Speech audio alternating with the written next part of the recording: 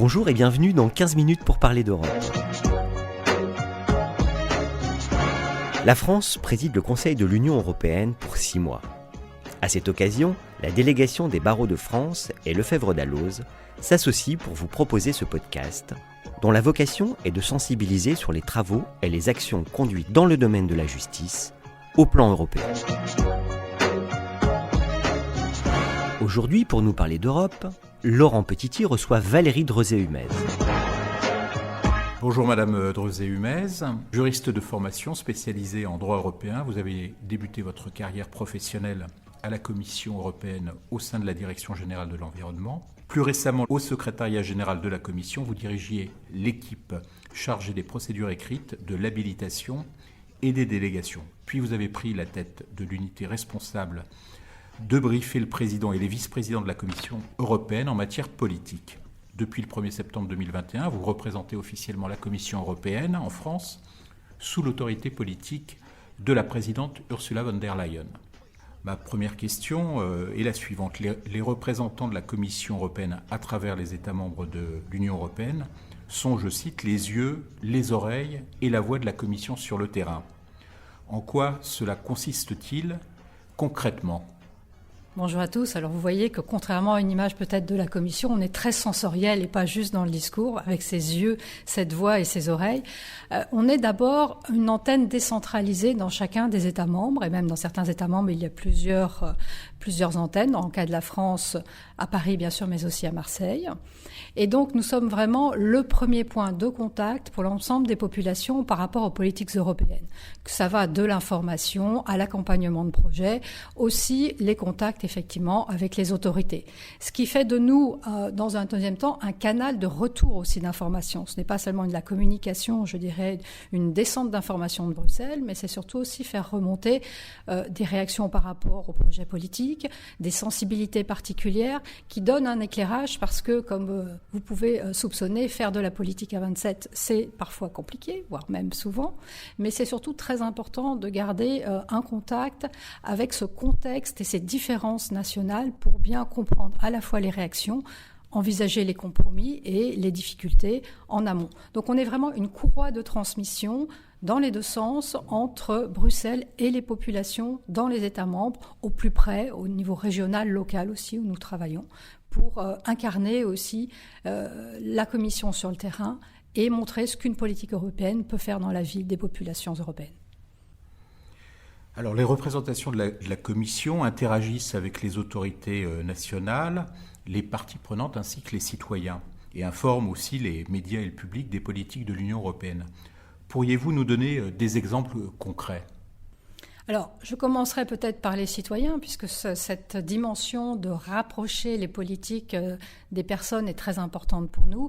Ça veut dire, par exemple, dans le cadre actuel de la conférence sur le débat sur l'avenir de l'Europe, organiser donc des dialogues citoyens, faire venir des commissaires, avoir des débats, recueillir les ressentis des différents intervenants. Ça peut être aussi, on a une action vis-à-vis des jeunes, et 2022 sera l'année européenne de la jeunesse, donc on est déjà finalement prêt là-dessus. Aller dans des festivals de musique, où peut-être on n'envisagerait peut-être pas de voir la Commission là, mais pour être au plus près des jeunes dans des moments où peut-être ils sont plus ouverts, et peut-être une jeunesse qui est moins habituée à parler d'Europe. Donc, c'est ce type d'action qu'on peut avoir. Au niveau un peu plus formel et institutionnel, ce qu'on essaie de faire aussi, c'est effectivement de rapprocher les membres du collège, donc en les mettant en relation avec des ministres au niveau local, avec d'autres intervenants aussi au niveau régional, pour qu'il y ait une bonne compréhension dans leur dossier de ce que peut être la réalité française, tant au niveau organisationnel que les sensibilités politiques. Comme je disais précédemment, c'est très important qu'il y ait vraiment cette congruence pour que quelque part, on a une bonne base de compréhension pour mieux définir des politiques adaptées. Donc ça, c'est des actions qu'on a vis-à-vis de nos différentes audiences. Bien sûr, aussi la presse, les médias. Nous travaillons beaucoup et je pense encore plus avec la présidence française du Conseil de l'Union européenne, avec les chaînes de télévision, avec les antennes de radio, mais aussi beaucoup de travail sur les médias sociaux. Je parlais de la jeunesse, je parlais d'autres canaux d'information. Nous avons vu que vraiment c'était important pour toucher une population un peu plus large et prêcher les non-convertis, si je puis m'exprimer ainsi, d'étendre vraiment les canaux de clarification sur les politiques européennes, de correction souvent aussi. Et voilà, je dirais grosso modo un petit peu les différents canaux et différentes audiences vers lesquelles nous travaillons au jour le jour. Même si aucun jour ne se ressemble, pourriez-vous nous décrire votre journée type ? Effectivement, il y a beaucoup de changements régulièrement, mais je vais vous faire peut-être une compilation de fin d'année sur une journée, ce que pourrait être une journée type. D'abord, ça commence par lire la presse. Voir un petit peu les réactions sur... donc là, on est au lendemain d'un Conseil européen. Donc voir la presse dans les différents États membres, c'est une dimension importante pour voir ce qui a été relayé, la façon dont les choses ont été comprises, pour voir un petit peu ce qui pourrait mériter précision ultérieurement. Ensuite, ça peut être la rencontre avec une autorité officielle ou un porteur de projet pour voir à la fois des questions plus de financement. Dans l'autre sens, nous-mêmes, on organise un certain nombre d'événements et on a besoin d'intervenants de certaines compétences. Il y a aussi dans une journée des aspects beaucoup plus administratifs et très pratiques, surtout en fin d'année, les aspects budgétaires. Beaucoup de signatures informatiques, certes, mais néanmoins qui demandent un certain nombre d'heures pendant cette fin d'année, ou des signatures de conventions, ce type de choses.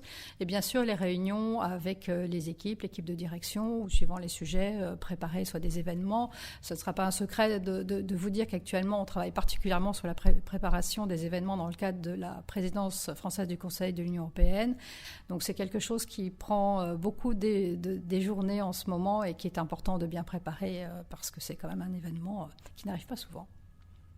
Alors le fait que la France, et vous l'avez dit tout à l'heure, prenne la présidence du Conseil de l'Union européenne à partir du 1er janvier, changera-t-il considérablement vos activités et dans l'affirmatif, comment ? Alors changer certainement, considérablement, je vous avouerai que on espère dans une mesure proportionnée, on va dire, parce que ça va être un petit peu un moment compliqué, mais c'est avant tout pour nous une occasion vraiment formidable.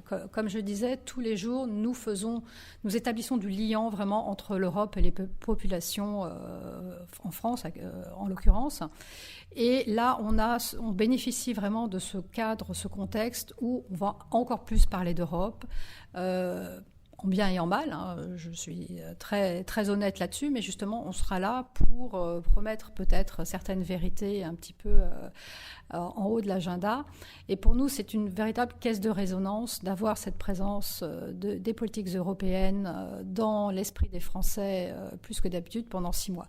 Donc ça veut dire qu'on aura, je dirais de manière très pratique, beaucoup plus de visites à organiser avec les déplacements en région qui sont prévus pour les réunions ministérielles informelles et autres événements. Donc on va accompagner nos membres du collège et faire que justement les réunions se passent au mieux. On va nous aussi profiter de ce calendrier pour organiser un certain nombre d'événements, alors soit en écho, je dirais en relais des thématiques françaises, soit aussi pour, notamment pendant les périodes de réserve électorale qu'il y aura en 2022, justement faire montrer les politiques européennes en action pendant un temps où peut-être au niveau des autorités françaises, il y aura une plus grande réserve là-dessus. Donc on attend ce temps avec impatience et j'espère que, en tout cas, le considérable s'appliquera aux résultats et qu'on aura quand même des journées gérables, mais c'est pour nous une formidable opportunité avant tout. Et qui n'arrive que tous les 15 ans. 13 ans et demi, effectivement, la dernière en 2008, et pour la prochaine, je serai à la retraite. Et alors, un sujet d'actualité, comment percevez-vous les récentes tentatives de remise en cause de la primauté du droit européen ? Alors effectivement, pour nous, c'était un signal assez inquiétant. Alors juste pour recadrer un petit peu, si on prend, pour être très clair, le cas de la Pologne, qui a commencé surtout sur une question d'indépendance de l'autorité judiciaire. Et ça, c'est quelque chose qui était très important pour nous. Et nous avons réagi par des procédures d'infraction, parce qu'il est vraiment important, dès l'instant où il y a des démissions d'office des juges ou que la garantie de leur indépendance ne soit plus là, on s'attaque vraiment aux piliers de l'état de droit et des systèmes qui font le liant aussi des valeurs européennes. Et si on touche à ce socle, vraiment, il y a un impact très fort sur l'ensemble de la maison, puisque c'est un socle. Pour nous, ce qui est essentiel, ça a été d'assurer que vraiment ces principes d'égalité des droits, où qu'on soit dans l'Union européenne, soient assurés. Et c'est ça l'importance de l'état de droit. Aussi une sécurité juridique, parce qu'effectivement, si suivant ce qui se passe ou suivant les décisions, on ne sait plus à quoi se fier juridiquement, ça pose des problèmes et aux personnes, et aux entreprises, et c'est une complication.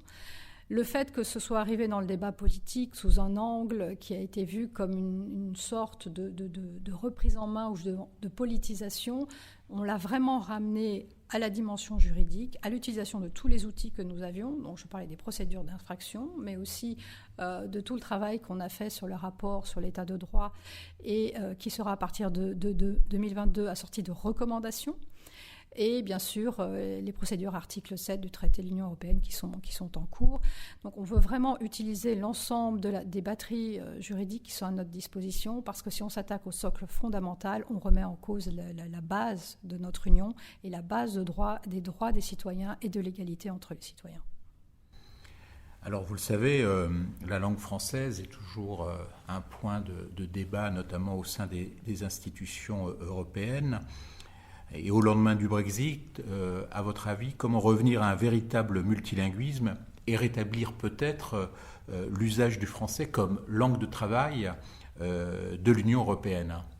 Alors, le français est et a toujours été une langue de travail de l'Union européenne, langue officielle et de travail, puisque c'est la spécificité, par exemple, que l'on a vis-à-vis de l'ONU. 24 langues officielles et de travail, toutes sur un pied d'égalité. Ce que nous faisons, c'est d'abord l'assurer au niveau, je dirais, de base, c'est-à-dire que toute la législation est dans ces 24 langues, parce qu'effectivement, c'est ce qui s'applique aux citoyens. Donc ça va directement vers le citoyen. Donc ça, c'est quelque chose sur lequel nous avons toujours assuré via la traduction, aussi la mise à disposition d'interprétations pendant les réunions. Donc cette richesse du multilinguisme européen qui est tout à fait unique est assurée et préservée via ces deux canaux. Alors bien sûr, les supports et les contenus ont explosé. La législation, c'est une chose, mais effectivement, on a les sites internet, des brochures, ce type de choses, où le niveau de multilinguisme peut varier suivant le niveau de détail. Mais nous gardons vraiment un œil pour développer au jour le jour ce multilinguisme. Par exemple, tout simplement au niveau des outils aussi. On a développé un outil de traduction automatique qui est actuellement utilisé, si j'ai de bonnes informations, par le site de la présidence française du Conseil de l'Union européenne, qui, pour certaines autres langues qui ne sont pas traduites, je dirais par des traducteurs humains, si je puis dire, sont traduites par ce système. Et donc on utilise vraiment, on développe au maximum ce type d'outils pour assurer un multilinguisme le plus large possible. Et je pense qu'aussi un deuxième point, c'est que ça pose la question à tous les États membres de l'enseignement de leur langue dans les autres États membres. Je parlais d'interprétation, d'être sûr qu'il y a suffisamment de personnes formées pour que la langue française, en l'occurrence, puisse être une langue pivot, beaucoup plus, par exemple, que l'anglais. Donc il y a vraiment un effort de l'ensemble des États membres à investir. La France a des alliances françaises dans ce réseau pour que, en disséminant l'apprentissage des langues, nous aussi, nous ayons accès à un ensemble de personnes qui sont déjà plurilingues quand elles entrent dans les institutions et que nous pouvons continuer à former pour assurer un multilinguisme dans la durée. Bien, merci beaucoup et je vous remercie d'avoir répondu avec enthousiasme à ces questions et qui seront au cœur de l'actualité de la présidence française de l'Union européenne. Merci à vous. 15 minutes pour parler d'Europe, c'est fini pour aujourd'hui. Avec ce podcast inédit, nous espérons susciter le réflexe européen. Nous espérons donc vous retrouver, plus nombreux encore, au prochain épisode. À bientôt.